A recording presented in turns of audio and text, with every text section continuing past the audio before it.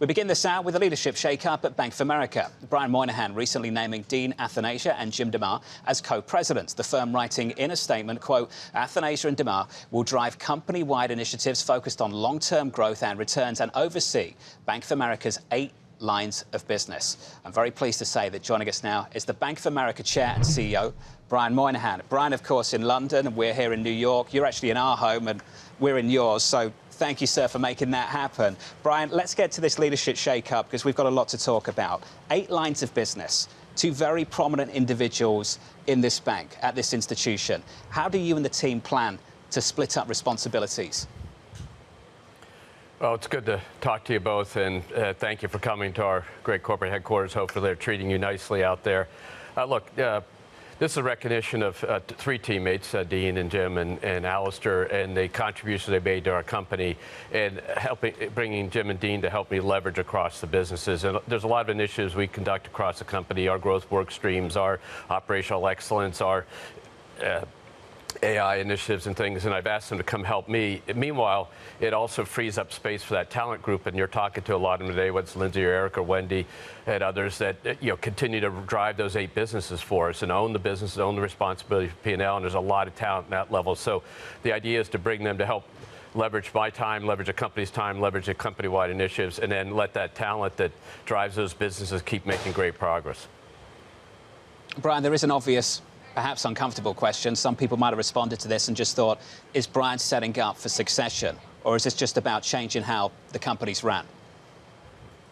Well, long term, we have one of the duties that I and the whole management team owes the board of directors is a series of candidates that have the experience to run this company over time. I'm not going anywhere in the short term, but in the medium term, but it takes a while to set that up and get people used to the size and scale of this company. So you all report all those ins and outs of succession, but the reality is we're a team and we're driving for it. There's a lot of talented teammates, and the board will have to make a decision someday based on the facts and circumstances at the time. Brian, you talk about some of the new initiatives and looking forward to the bank, the Dean and the Jim that will be of the future partnering together. I'm wondering what you're hoping they can accomplish, whether it's the AI initiatives or beyond. What kind of projects you're hoping that they will spearhead? Well, we have a lot of things going. For the last year, we've been working on some work streams to help drive expense efficiency and implementation of new technologies, and at the same time drive growth, how we take risk and continue to look at our risk parameters. And so what I'm asking them is and they've helped drive those while they've been doing their old jobs, and I've said, come do this full time, and that'll give us more leverage across the platform. Our company has a great reach. We have, we're all over the globe, and Bernie Menz and the team here out of London run all the international businesses for us. We're in a lot of countries, a lot of teammates around the world. We just announced 1,000 more teammates that we're building out here in UK, and they can help the company drive that. And put the key of the top big company like ours is to work the seams, work the business connections. And so Jimmy and his capabilities as he works with the wealth management group, and Lindsay and Eric on the clients that we have, especially in the higher end clients that he has relationships with who are hedge fund operators and things like that. So there's a lot of initiatives, but it's really about revenue growth, organic revenue growth, and expense efficiency, and also thinking through how technology applies. And it just gives me more power at the top of the house to join us, and these teammates have done a great job. I imagine it's going to be united front at the Investor Day in November, the first one in some 15 years. You mentioned the CFO, now Executive Vice President, Alistair Borthwick, said this: the most important thing from our perspective is we feel like we've got an opportunity to close a relative value gap. Brian, can we talk about that relative value gap? Where do you think that comes from? What is it that you think perhaps investors don't fully understand? Well, as you look at the company, you have a great organic growth engine. So we'll do 1 million new checking households, and our average checking balances are 3 times, 4 times the industry norm, and we're building that up. What we're trying to showcase is what Bank of America is an organic growth machine on a very steady compounding basis. So if you look at the projections for our earnings growth rates by the street, they're faster than the average company as the balance sheet reprices and things go on. But what we're really trying to showcase is to put on the table basically the metrics that we run this company by across the 8 lines of business and how they work together, and then the international piece, and then AI and some of the other things we work on, the payments business, which is embedded in the lines of business but is a separate business. It really showed 3 things. We have a competitive position that no one else has. We just announced yesterday the largest small business lender. We have a competitive growth rate in the organic growth that's there. And then because of our the dynamics of our NII lift, which it will be growing, as we've told people, 6 to 7% this year, you're going to see the EPS keep kicking in and the operating leverage come into the business, and the return on tangible common equity keeps moving up. And that's what we lay out. But it gears off that good core organic growth with the right risk that we drive this company by. Brian, as John was just mentioning, this is the first in 15 years. Why now? What changed for you? And is this going to be a new annual thing?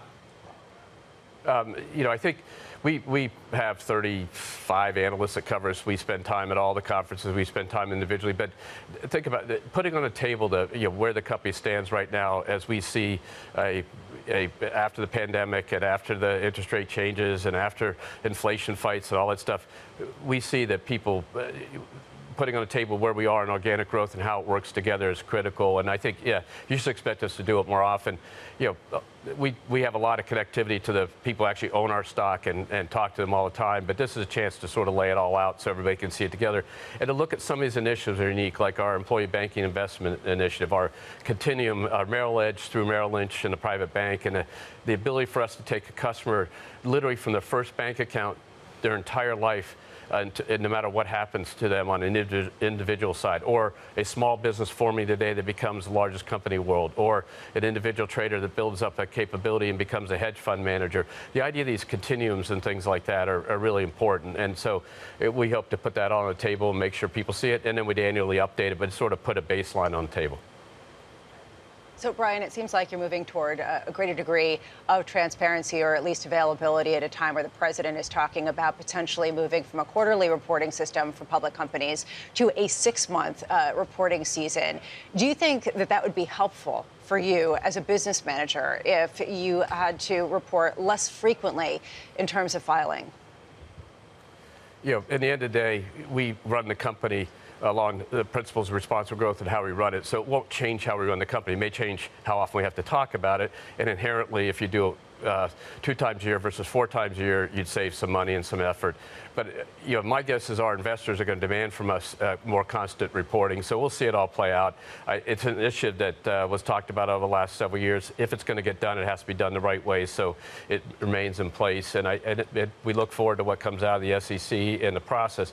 But on the other hand, we are very transparent in what we do. We put a lot of information out there, things like our digital capabilities that no one else reports on, quite frankly. And again, with the Investor Day, we'll be able to show that and really challenge people to say, look, if this is what's going on, if you've taken a company that had 300,000 people 15 years ago that has 212,000 people today and applied that technology, just think as we start to apply AI more fully. We already have Erica, 3 billion customer interactions, but as that applies more fully, you'll see the ability for us to continue to manage the headcount in the company well while the revenue keeps growing. And so I think we'll report on that more often. Every 6 months is my guess, based on the demand of our investors. Lisa, I imagine some CEOs might welcome this. Yes. Even if some investors don't. They might welcome this, but will they be allowed to actually follow it by their investors? And that, I think, is what Brian is alluding to. I think investors will demand much more transparency. Brian, I want to talk about an initiative close to your heart. The news that we got about 25 minutes ago, that you're increasing the minimum wage to $25 per hour. I remember a very early conversation with you, and this is something you're very proud of. This has gone up from, say, 15 several years ago. Can you talk to us about why you've maintained this commitment to driving the minimum wage higher at Bank of America? Sure. So let me set 2 things up. One, over the course of today and tomorrow and yesterday, we've announced a series of initiatives. One is to locate 1,000 new teammates in the UK that will work in our operations group, and that was announced by Bernie and Tom Scrivener. A second one is to recommit to our military hiring at Bank of America, 10,000 military veterans over the next 5 years. We've done this from time. We have about 20,000 working to increase that. Another is to increase 8,000 people from community colleges to present an opportunity at Bank of America to further their career and get into skills-based training. That's a doubling or tripling of what we do today. And then with the 75 branches that we're deploying and the teammates there. Then the third piece is the minimum wage. And so we started on a travel a number of years ago with a view that we want teammates to come to Bank of America with a career mindset. So join us. So today we're announcing $25 an hour, which is $50,000 for a starting salary across the country, and higher in some places where the prevailing wages are higher, obviously. But what that gives a teammate a chance to join our company, spend their whole career here, and support their families. So not only is it the $25 an hour minimum starting wage, it's the benefit structure, which is a full 401k match, a full benefit cost that for the teammates in the brackets of $25 an hour, we basically dropped their premium coverage in healthcare in 2012 from $500 a month to $250 a month for family. Have never raised it to provide great health care for them, and then our child care benefits. So it's a package. So where does that pay back for the investor? Where that pays back to the investor is the turnover rate when we started this program in the high volume operations groups and the branches was 20%. It's now down to basically 10% or so, even below that. That stability and that career mindset allows us to do a much better job for our clients. And what you've seen is the attrition of teammates has gone down, you've seen the attrition of customers gone down, and you've seen our customer scores dramatically improve over the last 15 years due to this relentless pursuit to be a career employer. So yes, we're very proud of the $25 an hour, but there's an economic benefit for the shareholder, and there's a great positioning for the teammate at the same time.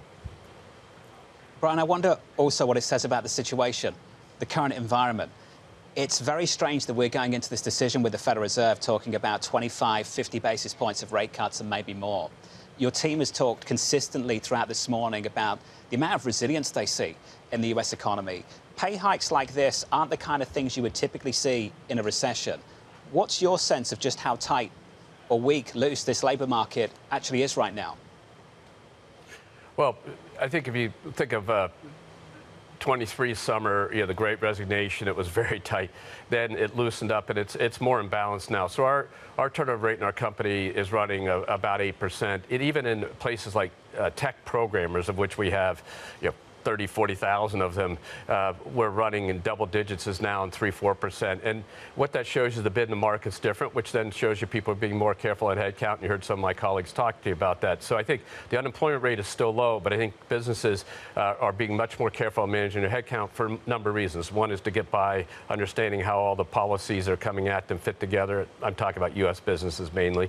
And then secondly, they're also making sure that they're careful, and I heard some of my colleagues talk to you about this earlier. As you think about this application of technology, we know what this does. We have half as many people working in the consumer business than we did a decade plus ago. We have half as many people working in operations. We know that as these technologies can apply to our legal department, our finance department under Alistair, our risk department teammates, we know that if we manage the headcount carefully, we will do it. So we look at headcount very carefully and say, don't hire people unless you really need them. Not because we're trying to save money, because frankly, from a human management capabilities, we don't want to have people who won't be able to have a career here. So we just hired 2,000 plus kids from school.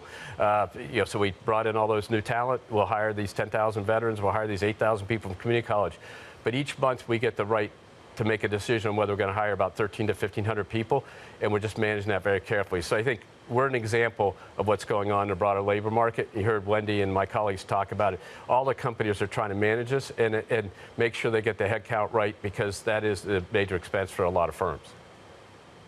Brian, about a year ago, you were talking to us about the ramifications of AI and the explosion of efficiency. And you said that you think that headcount could remain about the same at the bank, even as the business continued to expand just in total size. I'm wondering if that's shifted, if you still see that as the natural progression of the relationship between the adoption of machine-based learning and the relationship to your headcount.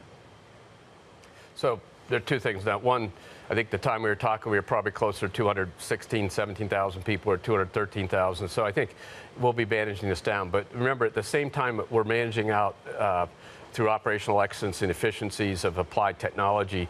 We are deploying. So we're adding, Wendy's added commercial bankers in all the markets, and Sharon and the team added business bankers in all the markets, and Katie and Lindsay and Eric adding financial advisors and private bankers. So we're adding front-end people, sales traders, et cetera, to keep building out our capabilities. And so there's a reinvestment going on.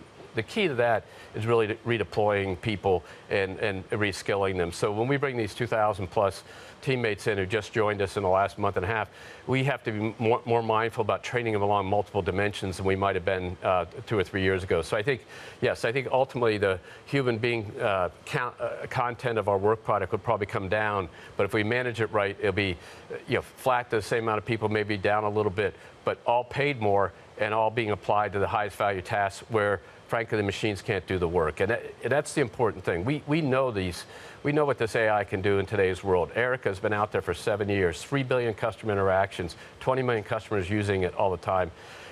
We see what it could do. We took that and put it in our commercial business. We took that and put it in our internal process. We got other models to help in Jimmy DeMar's business in terms of a thing called Optimus and things like that. There's a lot out there, but what you're learning is it's still augmented intelligence, and that will be what's driving the near-term efficiency. So yes, I think the headcount management is one of the core tasks that managers have to take seriously. I'm just wondering, Brian, as you train all of these new students, how do you make sure that they stay with you and don't go to some of your brethren across the way in the private asset sphere? Well, we provide them a good opportunity, and look, they can go other places, but we've been able to retain enough that we're completely happy. And look, even for our clients, frankly, if they hire our teammates, it's not the worst thing that happens in all our businesses. But the reality is that we want these teammates to have a career mindset. In October, I'll celebrate our teammates have been with our company 50 years, 55 years, 60 years, et cetera. And you hear their stories, and their stories of I joined this company, I worked in a summer internship, I may even work part-time during college. I became a full-time employee, and I started doing this, and now I do that. And those are wonderful stories. And we have them tell those stories to our teammates to show you that you can have a long-term career at a company like ours, and that's what we want our teammates to come in with. They may not stay in trading or investment banking or corporate banking, but they'll have long-term capabilities here. And you've seen that even at the top of the house. Alistair was a capital markets head, and now he's the CFO, and so that goes on throughout the company. They swear an oath of allegiance. Yes, exactly. Didn't you see them lining up this morning? They came in. Before they come in. I promise on my cappuccino, which is very good, by the way. Brian, I want to talk about the main event that takes place later on this afternoon. I'm not going to ask for your guess. I know how much you respect the team behind me and some of the official forecasts of the bank.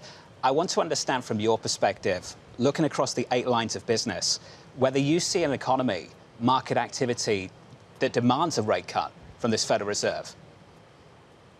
Well, you've had the benefit of all our experts, and we have the talented, extremely talented research team, and you also have some in line of business teammates talking about what they see out there. I think you have to back up. If you think about last year this time, the projected growth rates for our team was probably 100 basis points higher than it is today for 25.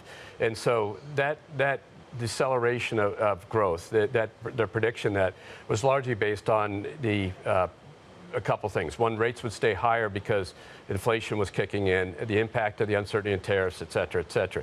All that's coming through the system now, so you're seeing some certainty fall into place on this. And I think also inflation was coming down, and I think so the tension the Fed has to deal with, and you've been picking at it all day, is the tension between a higher inflation rate and ultimately where Fed funds could settle in at. And so whether they do 25 basis points today or 50, people have to keep in mind, the growth rate in the economy was brought down, and now it's starting to go back up. So next year is predicted to be better than this year, and the year after is better than that. So you hear our teammates talk about the economy growing back out. And that then means we're on the other side of it. And so the Fed has to adjust to the inflation picture as it got more in control. They can come down. They came down 100 basis points already. it can keep coming down, but they've got to be very mindful of the inflation side. And so I think when the people get in the room and they see the data, they have to think it through. The big news since that you referenced earlier was the labor market's gotten softer, so that gave them concern. So I think the market believes and our teammates believe they'll cut rates. But I think the key for people is deceleration and growth, and will the growth re-accelerate? You hear our teammates seeing that. We're seeing consumer spending strong and all those things, which would indicate we'd see the acceleration. Next year's better than this year. Unemployment is not expected to go up a lot, even though the employment picture may be softer. But the most important thing is the long-term interest rate scenario people are projecting is a more normal rate environment that we saw before the financial crisis. Say 3% plus or minus on the Fed's fund rate, 4 to 4.5% or so on the 10-year rate, and a curve that's not inverted, that's normalized between that. The important thing is to get back to more of a normal environment, frankly, with maybe a little higher inflation, because the great debate about 2% is something that you can get lots of experts talk about. A little higher inflation, a little faster growth, and then, frankly, that'll help with some of the debt carry and other things going on in the U.S. economy. Brian, it sounds like next year you see the bigger risk as potentially a surprising bout of inflation and some sort of downturn. Is that correct? Well, I think the question is how do you tolerate the inflation and the nature of it, what's come from. But, and I think that's the tension of all this, I think, is next year as you get to the second quarter, as these policies are now in place and are behind us, are you going to see the acceleration and growth and where our businesses start investing even faster? If you listen, I think if you asked Wendy about it, she would tell you her commercial customers that have lines of credit are still borrowing less as a percentage of their availability than they did in sort of the 17, 18, 19 timeframe, where rates have been moved up and the economy was growing. And so why is that? They're probably not seeing quite the opportunity. And so they're trying to sort this all out. And well, I've got the benefit and the honor of leading a company that has this talented team behind us and all the talent and money we spend on research and everything. If I'm running a company that the three of us owned and it was a manufacturing company, I got to figure it out all myself. That tends to hold people back. So that would be the case for acceleration. And then the question is, if rates stay a little higher and the growth is higher, that's not a bad place for America to be. Brian, just before you go, I wanted to sneak this in. One final question. Whose door do I need to knock for World Cup tickets? Who makes that happen here? Well, you didn't bring David Tyree on, who's doing all our marketing and work. And so he's the guy that's got control of the tickets, but he does a great job for us. Look, our relationship with FIFA, we did you had the Club World Cup, which was sort of the warm-up, and next year, and you'll see us accelerate our efforts. We have great capabilities for our clients. But most importantly, this is a chance for America to showcase football, soccer as we call it. It's a case for these cities that are hosting to put on a great show. And I think I can see the enthusiasm building, and you're not the first person that's asked for tickets, John.